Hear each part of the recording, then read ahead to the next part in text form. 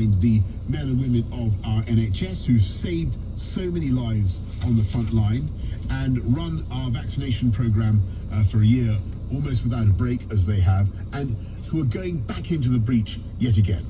And I want to say on behalf of the entire country, a thank you to each and every one of them for their extraordinary efforts. And the best way we can all show our gratitude is by doing our bit and stepping forward when our time comes to get that booster. I've been waiting patiently for my moment to come. It's happening on Thursday, I'm pleased to say. So whenever your turn comes, get your booster and ask your friends and your family to do the same. It's time for another great British vaccination effort. We've done it before and we're going to do it again. And let's not give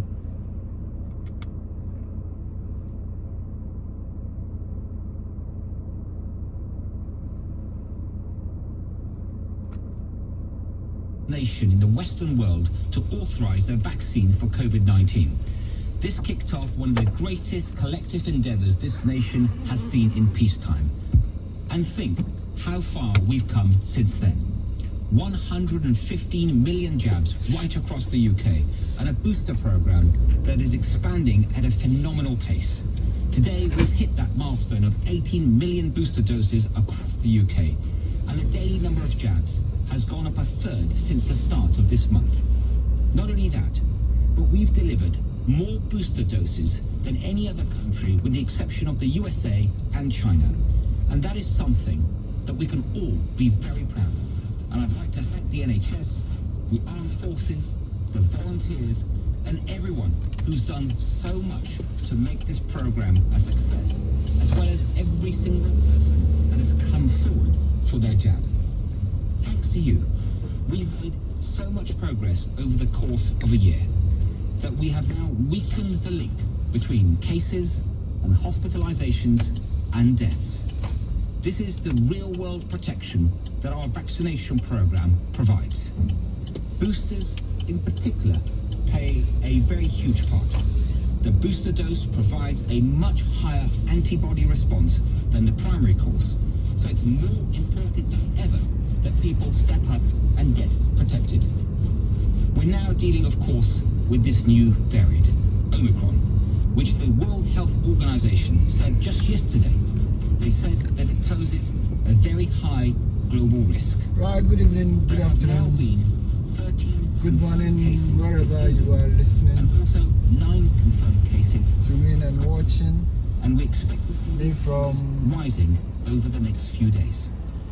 This is There's a lot we don't know, of course. Pastor Johnson Our scientists are working night and day to learn on a campaign about to this new improve variant and what it means for roads in Africa, Our strategy is to buy the time especially we need Ghana. to assess this new variant while doing everything we can. This is to highlight and to what we have in the UK one important defense is antivirus. and see how best we We've can already improve secured hundreds of thousands of doses what we have of 2 in Ghana antivirals that and help Africa as a control whole. the speed of recovery. So I'm showing you Infections from what we have here, Of course, it's that the road networks, it's true. the quality of The roads, full picture the road signs, respond to this new variant. all of that. So as I drive along, Them to be less effective, Please. it's unlikely that they have no effectiveness against serious disease. So take your the time best way that we can and spend time with our me protective so wall that is to you get can as travel many with me jabs to in arms as my possible. destination, and by the I asked time the JCVI, our independent expert advisors, to look we get to the urgently at our end, you'll have vaccination seen program in light the kind of this new roads variant. And as we have in the messages UK. out, If massively expanding our leaders in line are with listening the and JCVI watching, advice. they This will includes also halving the dose interval know for how booster to jabs from 6 months to 3 months. advise themselves Expanding the booster doses if to they are include all making their adults rules. aged 18 and above. Thank you so And much for offering booster doses watching. for If people today is who your are first time, immunosuppressed. please I'd like subscribe to thank the JCVI for and hit on the acting with such notification speed button in response to this potential threat. so that anytime I This send means videos, we're now able to put our you'll be the booster first program on steroids and to receive it. Thank you so much. even Now let's carry on with a journey. Happy view. We've had a strong supply of vaccines all the way throughout the pandemic, and today we are setting out our plans to get those jabs into arms. We'll shortly be hearing a bit more from Amanda. We've set some hugely ambitious targets, and we're asking a huge task from the NHS. How we can pose as a challenge, just as they have done throughout this pandemic. Very soon I'll get to a tunnel. There is a tunnel in about 400 meters, and there is some maintenance, road maintenance going on. That's why you can see this traffic.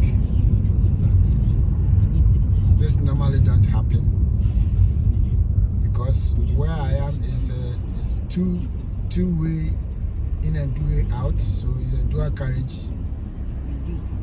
But because of the construction or because of the maintenance they are doing at the tunnel, one of the roads have been blocked. That's why you can see this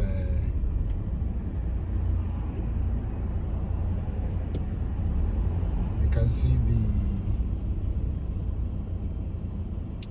the traffic.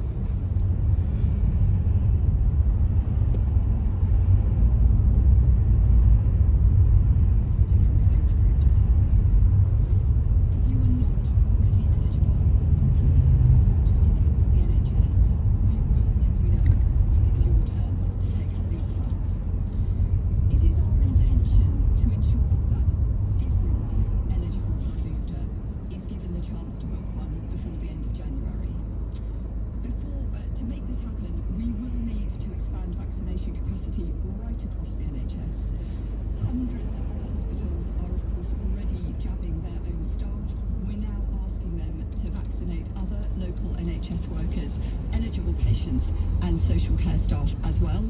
Around 30 hospitals are already offering jabs to the public through the National Booking Service, and dozens more will be coming online from early next week. Our hard-working GPs, community pharmacists and their primary care colleagues have delivered the lion's share of the vaccination so far. We're looking at how we can help them to do even more jabs by cutting other burdens on them to free up clinicians' time.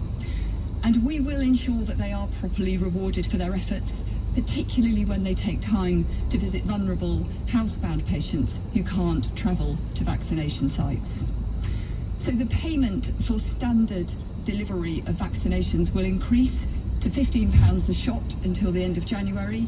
To increase capacity on Sundays, when many community pharmacists are not usually open, we'll offer an additional £5 a shot. And to ensure we're prioritising the most vulnerable, we'll offer a £30 premium for vaccinations delivered to the housebound until the end of next month. The CQC have agreed to continue their pause on routine inspections of general practice to help free up clinicians' time.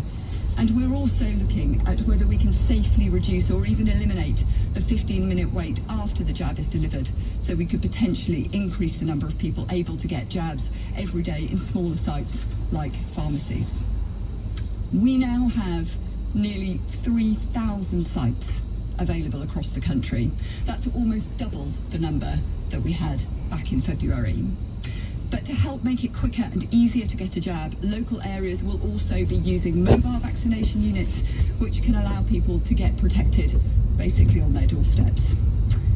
So these are the steps that I will be setting out to the NHS. But it can't happen overnight, particularly given the other pressures facing NHS staff who are working extremely hard. They're working hard to address the backlogs that have inevitably built up in less urgent care, while hospitals cared for more than 500,000 people with COVID as inpatients, and of course many, many more in the community. They're working extremely hard to deal with the rebound in demand for urgent emergency care, and of course they are working extremely hard to care today for those thousands of patients in hospital and in the community with COVID. However, as the world faces this new threat, we can take confidence in what the NHS has achieved so far. Next week, we mark the first anniversary of the world's first Pfizer COVID-19 jab delivered here in England by the NHS. 1 year on, the NHS COVID-19 vaccination programme is closing in on 100 million jabs administered in England. And since the booster campaign began just over 10 weeks ago, in England, NHS staff have delivered over 15 million top-up jabs. And NHS staff continue to go above and beyond to vaccinate people. Just this week, during Storm Arwen, an NHS team delivered hundreds of booster vaccinations in North Yorkshire by candlelight. Of course, the success of the NHS vaccination programme has not been down to health service staff alone, but the result of a huge national effort. Since its launch, we've been supported in particular by our amazing volunteers and many other partners. As we launch a renewed drive to protect our country, we're working with our colleagues at RVS and St John to recruit tens of thousands more volunteers, and from Monday we'll start to recruit to 10,000 paid vaccinator roles. So if you are able to help, then please do apply or volunteer. Your help can help us protect more people and save more lives. The NHS and the entire country are living through a once-in-a-generation event, and we all have a role to play. I am confident that with public support, the can-do spirit of the NHS will once again win through. On behalf of all NHS staff, I would just like to thank everybody who's taken up the offer of a jab, and urge again everyone watching to keep up their enthusiasm for this programme by accepting the invite for each of the jabs available to you when it's your turn. Thanks very much, Amanda. Let's go to questions from the public first. Alex from Surrey asks, given that the Omicron variant spreads more in crowded and unventilated spaces, why are you not expanding the face covering requirement to higher risk indoor settings such as cinemas, because given these settings are of greater risk than shops and transportation? Well, Alex, thank you very much for that. And that's a question that's been asked a lot in the why aren't we doing face coverings all over the place? And the answer is that we're trying to take a balanced and a proportionate approach, Alex, slowing down the spread of Omicron while we get to the bottom of the exact effect that it has. But Serge, anything you want to add on that? No, that's right, PM. And of course we keep all this under review, but we still don't know enough about the variant to understand properly its spread compared to Delta. But as we learn more, we will certainly share that. Thank you. Tanith from Surrey asks, given the concerns of the Omicron variant being more highly transmissible and possibly bypassing the vaccines, what is the government doing to protect those designated as clinically extremely vulnerable? You can see that immunosuppressed, in which the one vaccines group do not have the same one side of the road is blocked. A normal, healthy person who is not immunocompromised. So I think It's normally 2 rows on each side, but one on each side, but one road is blocked on this side. And that's why you can see some traffic, a bit of traffic, and so we are going into the tunnel. It's a tunnel about maybe 300 meters.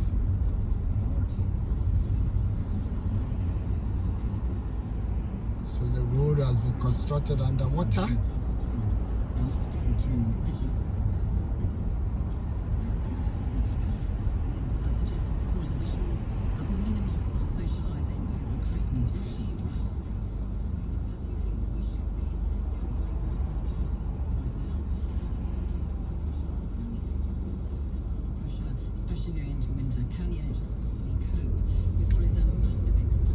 Time here is 4:57. It's 3 minutes to 5.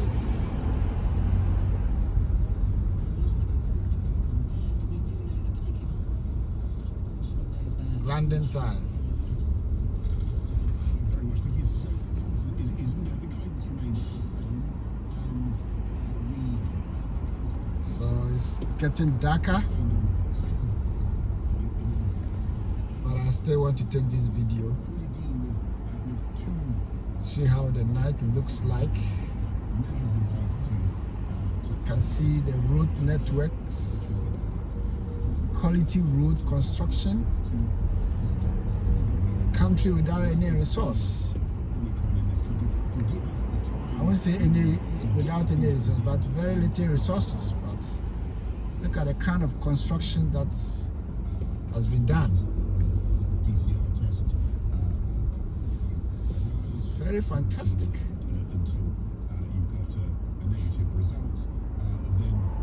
If you get to Africa, where all the natural resources are in abundance, you can do these things. Sometimes when you see something small they have done, then there's always praise. Even asphalted roads are, government is being praised for that. Come and see road. How the road has been built. You know? And not just making the roads or constructing the roads. Everything that has could go with safety. See, there's barricade here and there. Any risk, any attempts has been made to avert any risk. It's not just the road that is quality, but everything that has to do with road network, road signs, road marking, road barricades, everything is complete. Road lightening, everything. So if you are giving contracts in Africa, in Ghana, to be specific, to do construction, why do you leave some out? A road is constructed, no lighting and no pedestrian roads, no road markings, just do the road and people are clapping.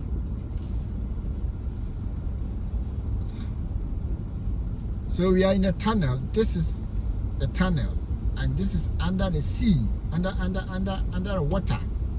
No, it's a tunnel.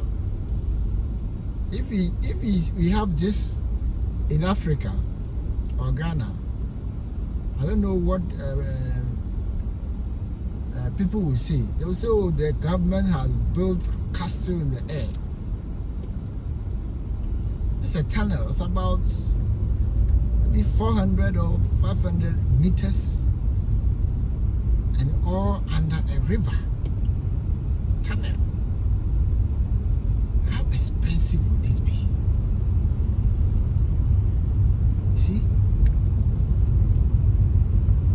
just showcasing all this for you to see what is happening elsewhere in the world. So that when you are planning anything, you have to do it well. Quality. Safety.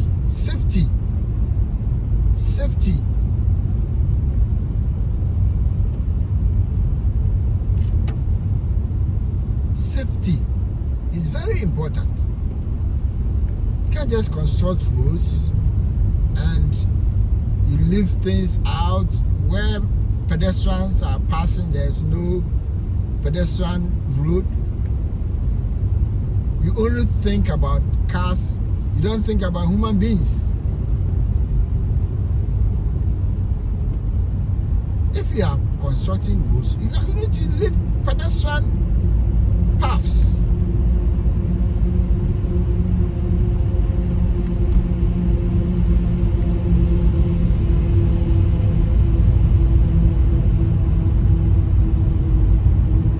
Here you can see pedestrian where human beings will pass.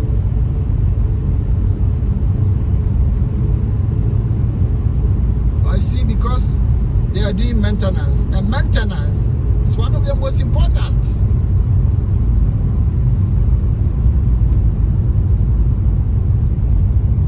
Aspect of road network. You have to do maintenance.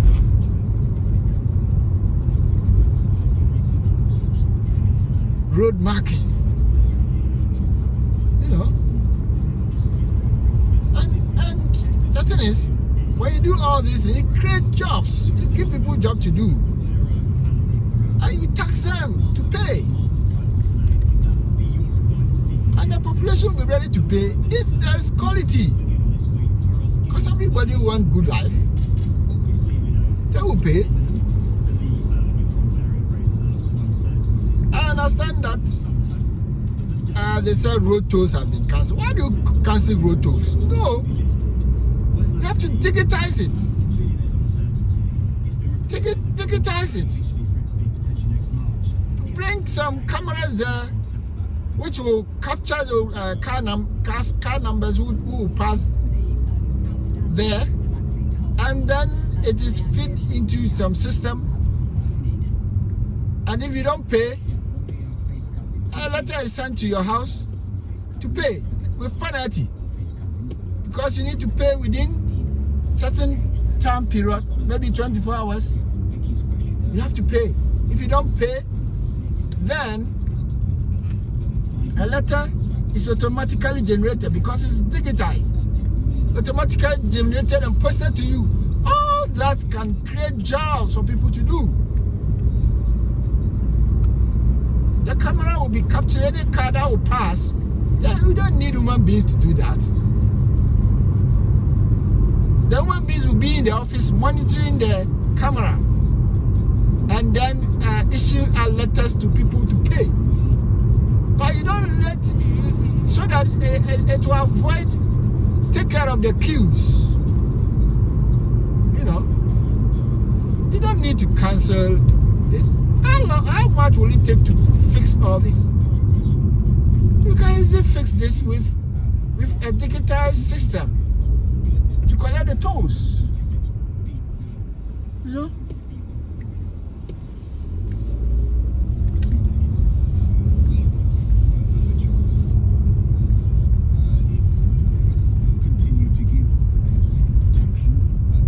Right, there's a news conference going on, so I'll just be quiet so that we listen to the news conference by the Prime Minister Boris Johnson. And that's why we're waiting to see what the science tells us. What I can certainly tell you is that the measures that we've put in place will not last a minute more than we think they are strictly necessary for the protection of public health. Jason Groves, there you go. Thanks.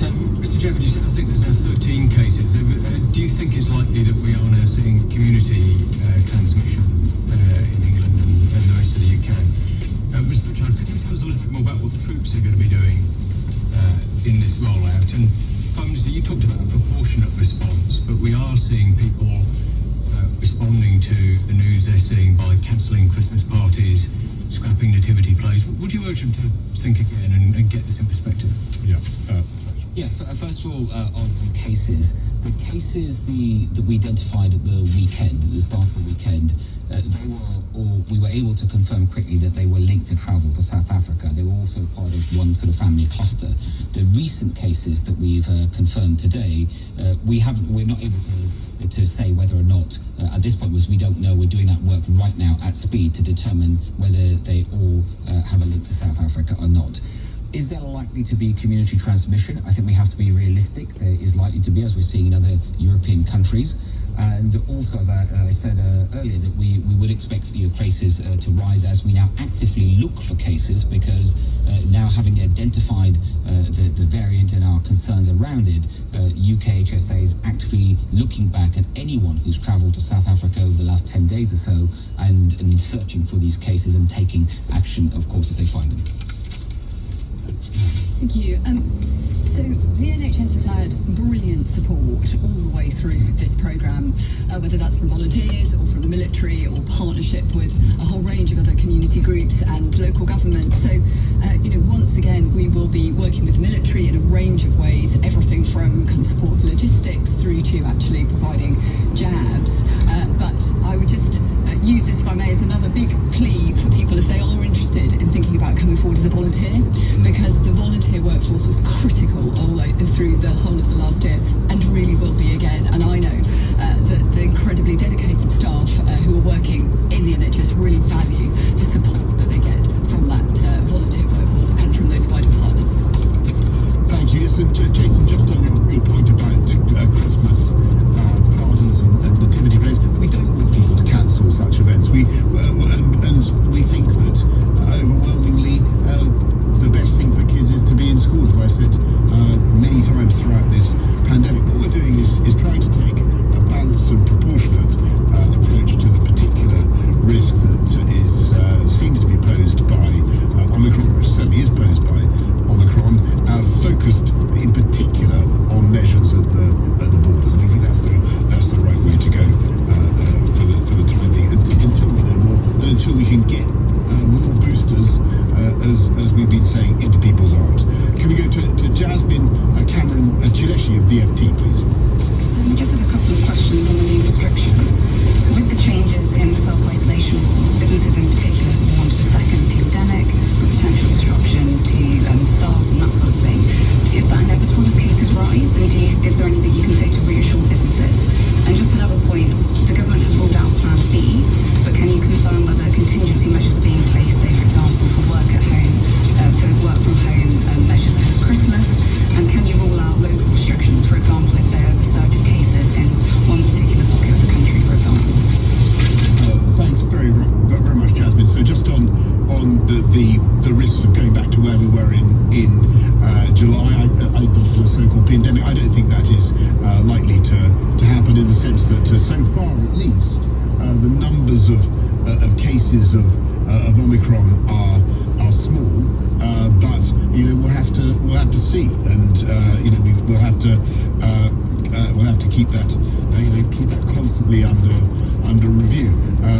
On the issue of, you asked about the local measures. I certainly think that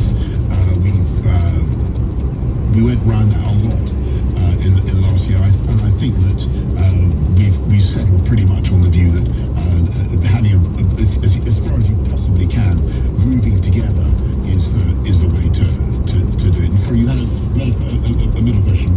It was just that the government has ruled out Plan B. Thanks, Jasmine. We haven't ruled out anything. I've got to tell you, and I think another lockdown of the kind that we've had before is extremely unlikely. I'll be upfront with you about that. But we keep everything under constant review. In our fight against the Delta variant, we think that it's basically been going our way, or going the way that we planned. So you're seeing, although cases remain high or high-ish, you're seeing a decline in the numbers of admissions to hospital and a decline in the number of deaths, and that's the crucial thing that we've been following. So at the moment, we've seen a cause to move to Plan B, but as I've said to you many times before, we've got to keep that under review. But the measures we're talking about to deal with Omicron are as I've said, distinct. Last to Joe Mays of Bloomberg. And this is just a press on the work from home point. Scotland, Wales and Northern Ireland are all advising to work from home if people can. So what is your reasoning around the harms of working from home, and why do those harms outweigh the public health benefits that could come from significantly reducing transmission of a potentially dangerous variant? And just briefly on migrants, how do you plan to mend the UK's relationship with France, and when did you last speak to Emmanuel Macron about the crossings? Thanks, Joe. So, on your point about working from home, this is not something that we think currently is necessary for the reasons I gave to Jasmine. We've got a package of measures that we have in place to deal with the Delta variant, and that's principally been rolling out the vaccine, and it's been working. And I repeat what I said just now about the numbers of deaths and hospitalizations coming down. We now have a particular issue to deal with the seeding of the you can see the lightning of the new Omicron road lightning system. What we want to do is These are not particularly on tough in the measures town. at the borders. We're also doing something But to stop transmission by in the city, by but there's reintroducing lightning face masks everywhere. in some settings, and continuing lightning everywhere. in other settings, but tightly limited on face masks. And the thinking, the reason for There's lightning proceeding everywhere. with the full Plan B, proceeding with Plan B, is we want to take an approach that There's is lightning everywhere. balanced and suits the needs of the present The road risk. is You know, far of course, we will in, 4 out. change things Four. as necessary, but what we're looking 4 by 4. is the first real reassurance that we need 4. that the vaccines are efficacious. Road signs, road direction. Even if the efficacy, the effectiveness is reduced, it's still very important to know that whether they're effective or not. And in particular, we need to know quite how effective the boosters are. As I've said, we think there are good grounds for believing that the boosters will give you, under all circumstances, the protection that you need, considerable protection. That's why the most important thing for everybody to do is go out and get your booster. That's the number one thing that people need to be doing. Thank you very much. I just want to say something, because nobody's asked about it so far. I just want to say something about Storm Arwen and its effect on the north of the country. And I just want to say how the government. I'm extremely sympathetic to everybody who suffered these power outages, and it must be at the border. I think 1 million homes lost their electricity. 950,000 have seen that electricity now restored. But clearly, for 50,000 people, that is not good enough. And I want to reassure everybody that we're working as hard as we can to get power back to those homes. All I can say is the gusts were going at 100 miles an hour, and talking to the people who operate 4 roads. there's nothing 4 in, 4 out. do about it, but we are doing everything we can to restore Let's power. imagine the number of cars we have in this country. If the roads are not to get that fixed. I appreciate it must be a very, Four. very tough time for you those will homes. see the traffic, Without power. and because of I'm afraid loopholes, you can't even see the traffic. Thank you all very much. Thank you. Thomas Johnson live from Downing Street. We'll have more on Storm Arwen and its after effects in our programme. But give me a reaction to what you just heard. You can phone 0345 6060 973, text 84850. Among the things I would pick out, well, there were some numbers. Well, there 13 positive Omicron variant cases in England, 9 in Scotland. Another big number, 18 million booster shots given in the UK. Amanda Pritchard, Chief Executive of NHS England, talking about offering everyone eligible a booster shot by the end of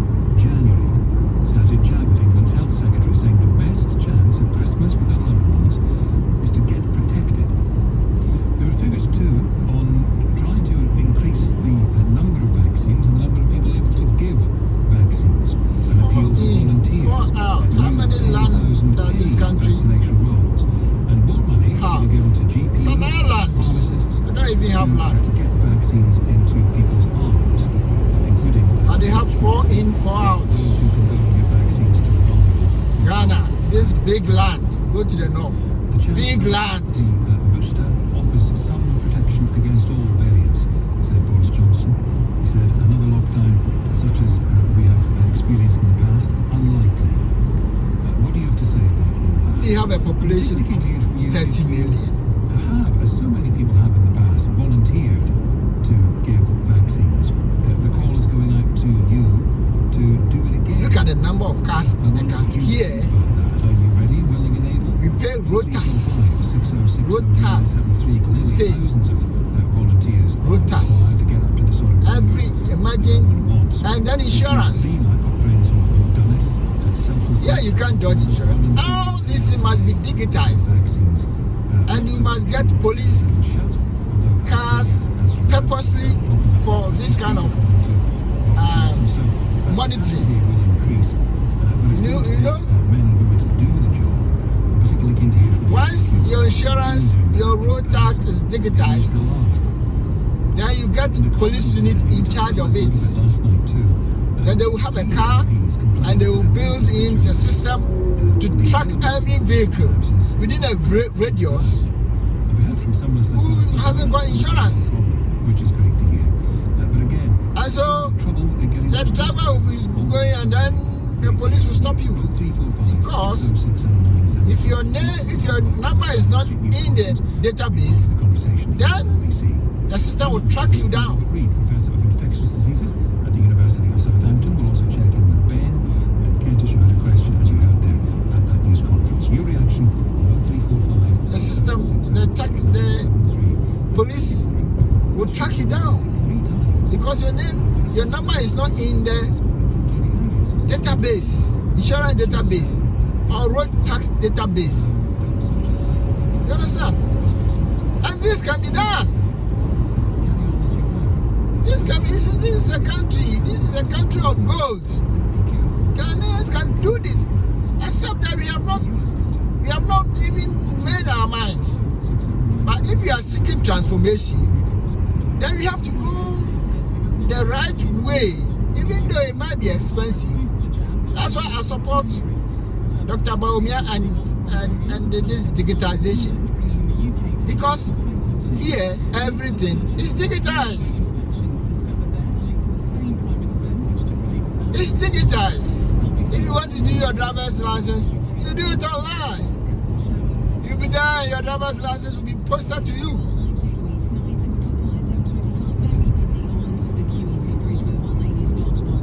All this house numbering, road naming are very, very important.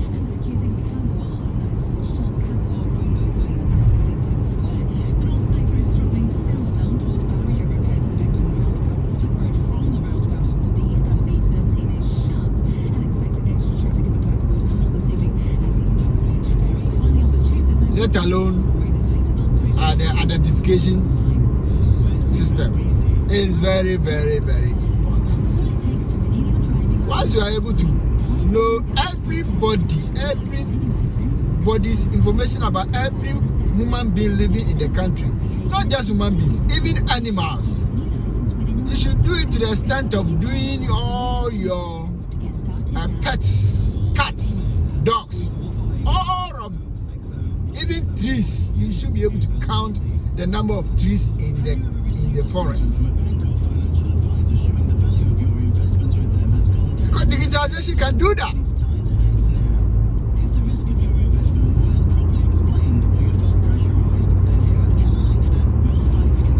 Digitalization can do that.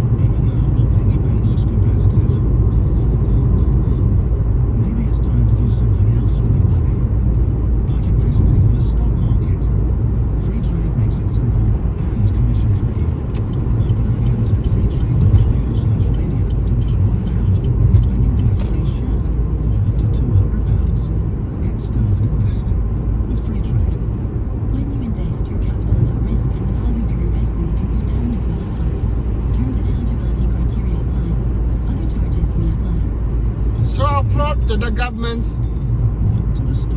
on his digitization agenda. In fact, you have to double up. Because if you go that route with the resources that we have in Ghana, no country can compete with you. No country.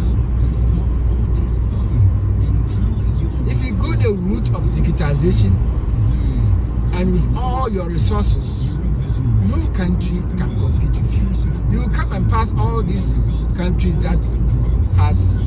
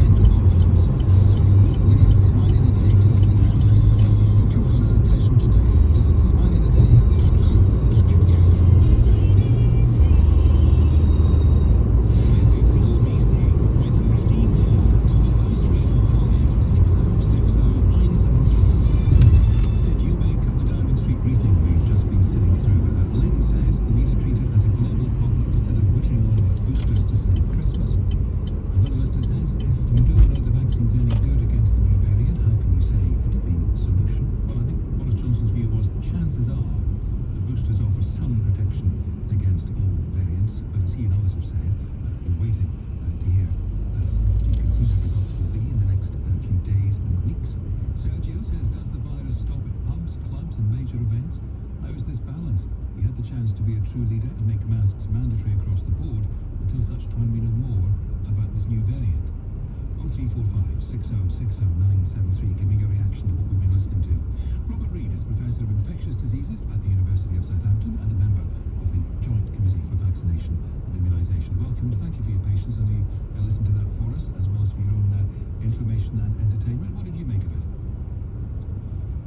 Well, certainly everything I heard about the vaccine was expected, because that's the advice the government received from the JCVI. With regards to measures for social distancing, I'm not surprised that the government is instituting some what they call proportionate social distancing.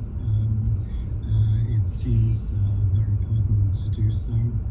So I wasn't particularly surprised by the press conference, to be honest. And are all the measures proportionate and balanced? To pick up on our listener's point, Sergio, does the virus stop at pubs, clubs and major events? Why not make masks mandatory at those venues? Well, Sergio is right, but at the moment we don't really know exactly what this virus is capable of doing. It could be a very, very difficult problem, or it could be not a difficult problem. I think mass transit is something that I would be targeting with mask wearing, and also large-scale shopping venues. I think that should be certainly a venue for mask wearing. I suppose the question is, where do you stop? If we really do need to stop this virus, then it's clear that actually a national lockdown is what would be necessary.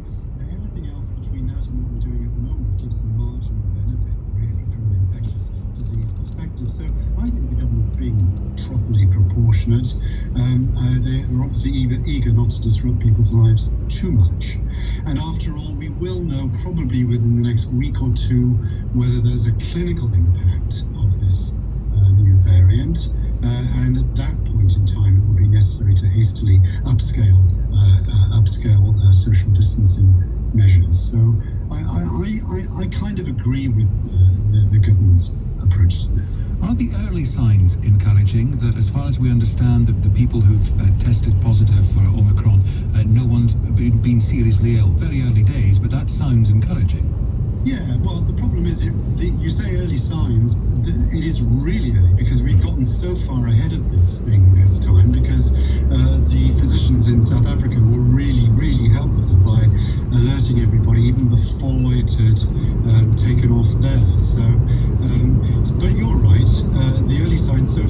seeing any cases of hospitalisation in hospitalised individuals. It's all in the community testing. But I would expect if this thing is capable of penetrating the vaccinated population, then we would start to see cases in vaccinees by 2 weeks from now. We're not seeing that yet, but it is early days. That would be really very encouraging if we found that there were no cases of this virus affecting our vaccinated population. Thank you. Our own vaccinated population, of course, are really vulnerable to this, which it continues to be a problem. And before I let you go, do you care to choose your side in the face-off between Jenny Harries and Boris Johnson? Who's right about whether we should do a bit less socialising this Christmas? I think the proportionate measures at the moment are about right. I'm not cancelling my own family Christmas yet because I think I've got a couple of weeks yet when I can wait and see what happens. Thanks so much for being with us. We appreciate it. That's Professor Robert Reid. One of the big announcements at the briefing was from the Chief Executive of NHS England, Amanda Pritchard, who praised the role of GPs and pharmacists in the vaccination rollout and announced that payments given to GPs for each vaccination would increase. Our hard-working GPs, community pharmacists and their primary care colleagues have delivered the lion's share of the vaccination so far. We're looking at how we can help them to do even more jabs by cutting other burdens on them to free up clinicians' time. And we will ensure that they are properly rewarded for their efforts, particularly when they take time to visit vulnerable, housebound patients who can't travel to vaccination sites. So the payment for standard delivery of vaccinations will increase to £15 a shot until the end of January. To increase capacity on Sundays, when many community pharmacists are not usually open, we'll offer an additional £5 a shot. And to ensure we're prioritising the most vulnerable, we'll offer a £30 premium for vaccinations delivered to the housebound until the end of next month. Listening to that and live on LBC, Dr. Richard Vaughtry, who chaired the British Medical Association's GP committee and is a GP in Leeds. What do you make of that? Welcome. I think the additional funding is welcome, but the important thing is what Amanda Pritchard didn't say in detail is what additional work practices and pharmacists will be able to stop doing so that they can really focus on the vaccination programme. And that's the missing piece of the jigsaw. Practices and pharmacists are already working incredibly hard, many still vaccinating very regularly, but we need to reduce some of the targets and other pressures that currently practices face. Such as? Well, practices have to achieve a whole range of targets on an annual basis. Those were suspended last year. So this time last year, as practices started the vaccination programme, they didn't have to achieve a whole range of targets that were set for them. And they were able to totally focus on the vaccination programme. That's why it was so successful. Those were reintroduced in April, and it's one of the reasons why many practices have felt that they've had to refocus their energies on achieving various targets and goals, doing long-term reviews for many of their patients, which are important, but we need to focus on what's really important to our population now, and that's the successful delivery of the booster programme. She did talk about routine inspections of GP surgeries being postponed again, but you want to hear much more detail about getting rid of targets so you can get on with vaccinating people. Yes, I think the regular routine inspections by the Care Quality Commission don't have to happen at the moment, and it's wise to pause those where there's clear need for an inspection, in very rare circumstances, then they could go ahead. But for the vast majority of practices, they're performing well, and there's no need for those inspections, which take time out from routine care and also from the vaccination programme. But there are many targets that practices are expected to achieve, which are all well and good in a time when you have the time to focus on those things, such as routinely calling in people who are relatively well for an annual blood pressure check, or patients with very mild asthma for a routine asthma review.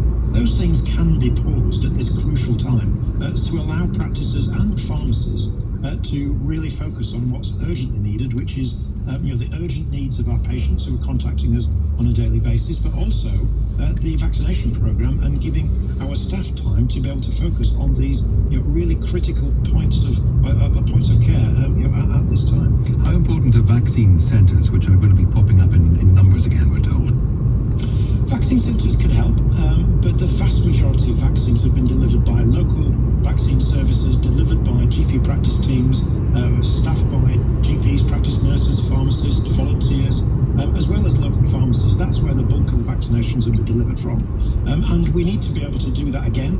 We need to be able to time and space to be able to do that. But we also need the necessary vaccine to come through to us, in sufficient quantities to be able to do it as quickly as possible. Thank you. Dr. Richard Vaughtry, who chaired the British Medical Association's GP committee. Helen in East Sussex says, I'm a registered nurse and have been vaccinating at our local village pharmacy-linked vaccination centre since January. I've met some amazing people and wonderful colleagues. I've heard stories covering the whole spectrum of how COVID has affected the people coming through, from desperately sad and moving to hopeful and uplifting. As a team, we've shed the odd tear and have had lots of laughs. I would encourage anyone considering stepping forward to do it. There's a lot of goodwill out there. It's been a privilege to be involved.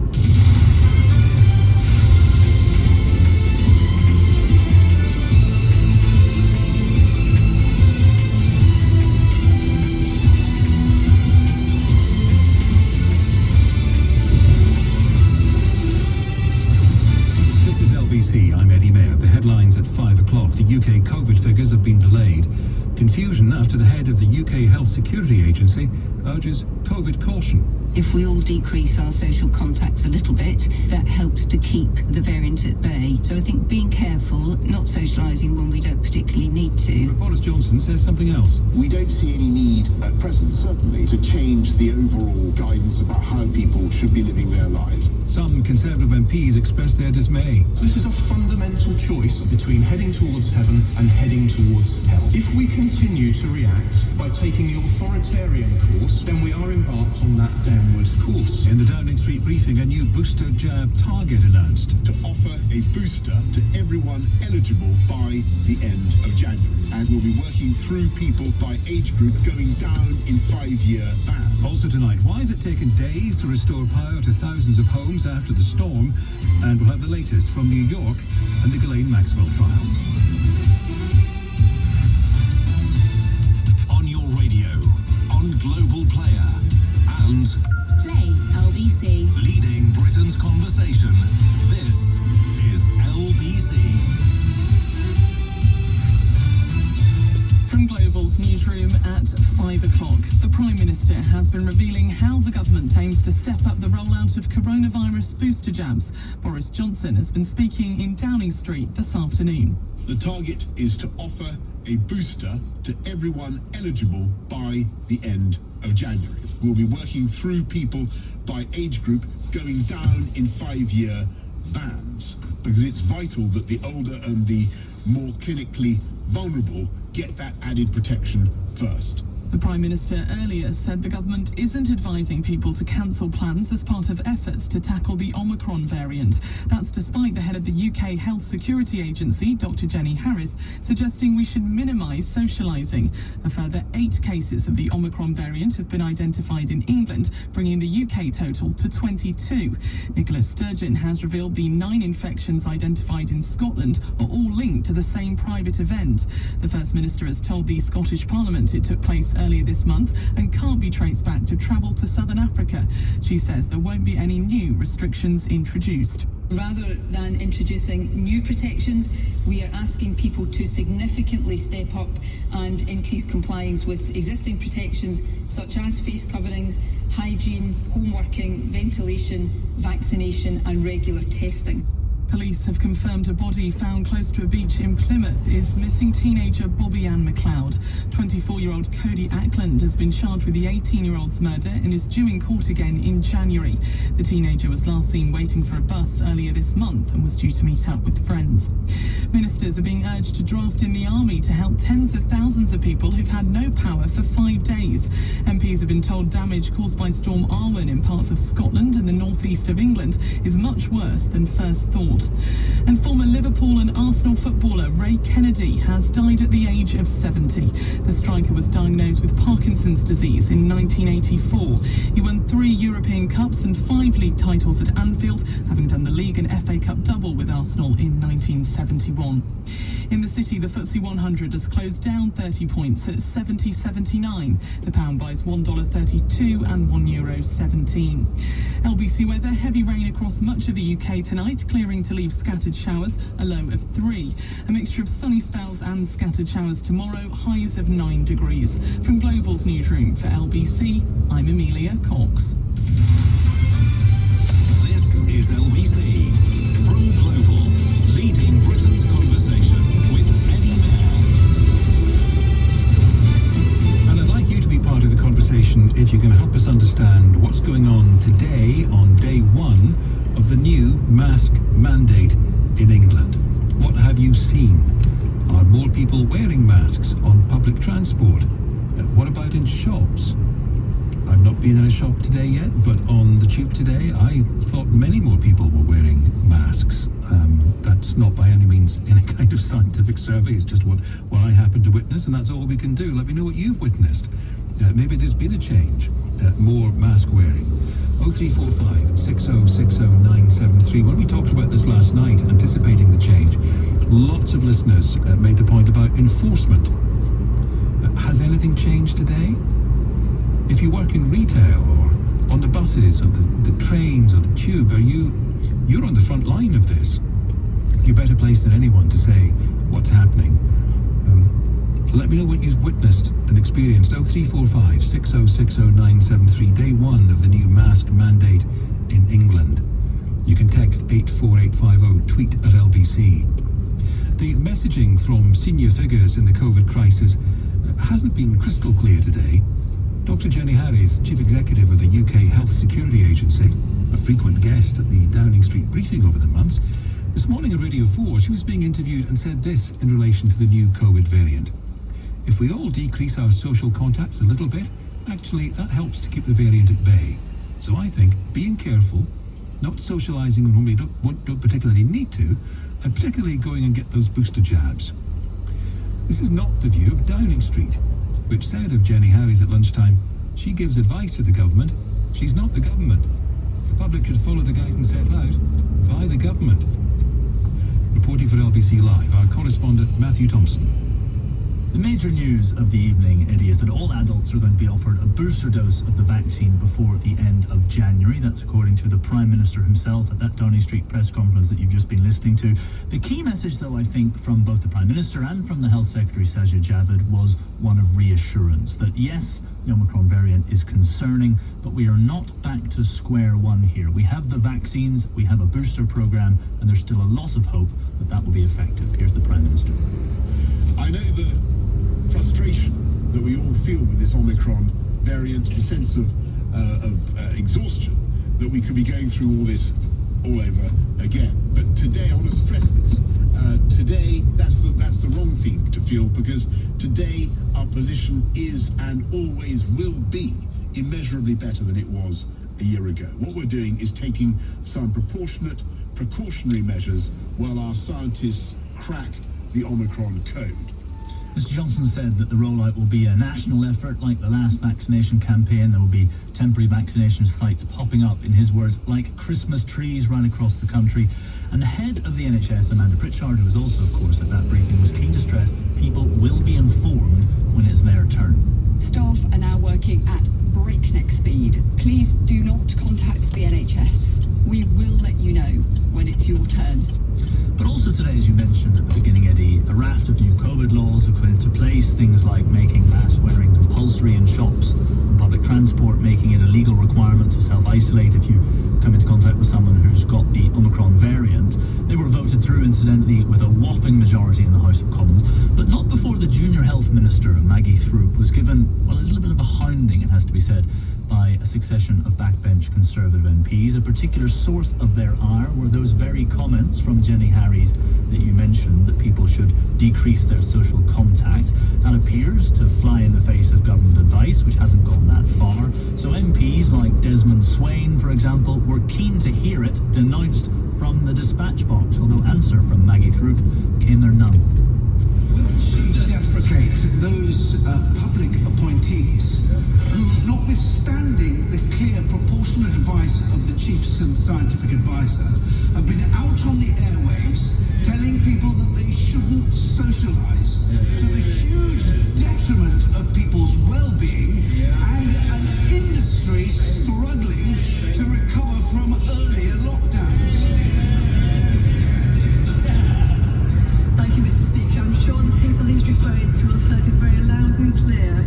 We all do enjoy socialising, but as my radical friend will appreciate that we are in a difficult situation at the moment, but we have personal responsibility as well. Boris Johnson was, of course, asked about that at the press conference. He distanced himself, saying that the guidelines on socialising remain the same. Back in the Commons, though, Tory MP after Tory MP rose to condemn the restrictions, particularly those on travel and on self-isolation. Here's backbench MP Steve Baker. The government's approach seems to be to say, better safe than sorry. You can't be too careful. The trouble is you can be too careful. You really can be too careful. If we panic every time there's a new variant, when there will be new variant after new variant, we are going to make entire sections of our society uninvestable. Things like airlines and hospitality and tourism, many of the things which give us joy, which give us hope, which give us something to look forward to. But in spite of those loud objections by a minority of Conservative MPs, it was little more than a formality, and in the end a whopping majority of 434 votes to 23.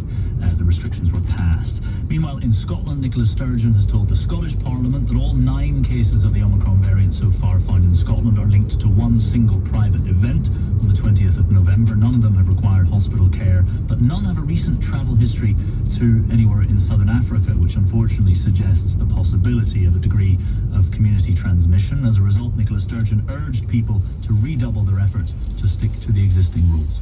Rather than introducing new protections, we are asking people to significantly step up and increase compliance with existing protections such as face coverings, hygiene, home working, ventilation, vaccination and regular testing. Of course, Ms Sturgeon and her Welsh counterpart Mark Drakeford have written to Boris Johnson asking him to impose even harsher travel restrictions in the face of the Omicron variant, but for the moment there seems little sign of that happening. Matthew Thompson reporting. We'll check in with Ben Kentish in just a second. This hour, I want to hear from you. I want to use the power of the LBC audience around the UK to get a sense of what the new mask mandate means in England. Are people complying? Have you noticed a change? 0345 6060 973, and you can text 84850. This text says, I've worked as a train guard between London and Wales earlier today and was pleasantly surprised that more than 90% of the passengers wore masks throughout the journey. I had to count after each stop for the Department for Transport. That's interesting. Long may this level of compliance continue. That's Stuart from Swindon. This from Alex. I'm a water treatment engineer and I've spent today working in 4 different supermarkets in the southeast, and I've noticed mask wearing is the highest I've seen in the last 2 months. Linda says, I can only assume that people in Guildford who attend art history classes are well behaved. All of us, masks on. 0345 6060 973. Jim says, I've been to 3 different supermarkets today, and although most people shopping had masks on, the checkout staff did not. Steve says, I work in a shop serving the building trade. Today, approximately 70% of customers couldn't be bothered to put on a mask, even though we supply free ones. And here's Sally Taylor. Eddie, all good in the Worthing, Ferring, Rustington area where I do my work. Popped into a large supermarket. Everybody was wearing one. I think it goes to show a bit of respect for each other. What's been your experience with England's mask wearing? 0345 6060 973, and you can text 84850. Let's check in with our Westminster correspondent Ben Kentish, who is in Westminster. Ben, I saw you there, front row centre, asking your questions. What did you take from the news conference? What I did, the positive note is I think there is a genuine sense, a genuine belief in government that booster doses will be effective against the Omicron variant, that the more immunity we can get people, the better protection they will be. They've set this very ambitious target, as Matthew was just saying, of offering a booster. It's clearly not giving a booster, but offering a booster, i.e. giving people the opportunity to book by the end of January. In reality, that means I suspect many of those people will get them into February, maybe even March. But it is an ambitious target. They need to be doing close to 500,000 a day, right through December, right through the festive period, right through January to meet that target. A lot is going into that, a lot of resources, a lot of work. all a reflection, Eddie, of the fact that they do believe, for all the talk of vaccine escape and all these horror stories, that actually, if we can get most people in this country boosted, and boosted pretty quickly, then that will go a great way, or a significant way, to stopping, to slowing, to controlling the spread of the Omicron virus, which the variant, sorry, which does seem pretty inevitable here. Sajid Javid saying in that press conference quite key that there is almost certainly, or very likely to be, community transmission here already. No one I've spoken to in government thinks it's only going to get anything other than more frequent and more transmission in the UK in the weeks to come, Eddie.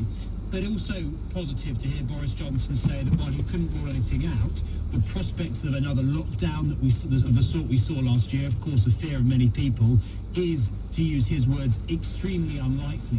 Why?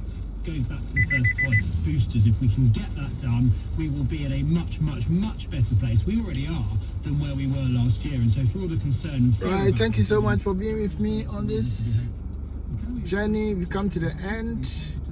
I hope you enjoyed the journey.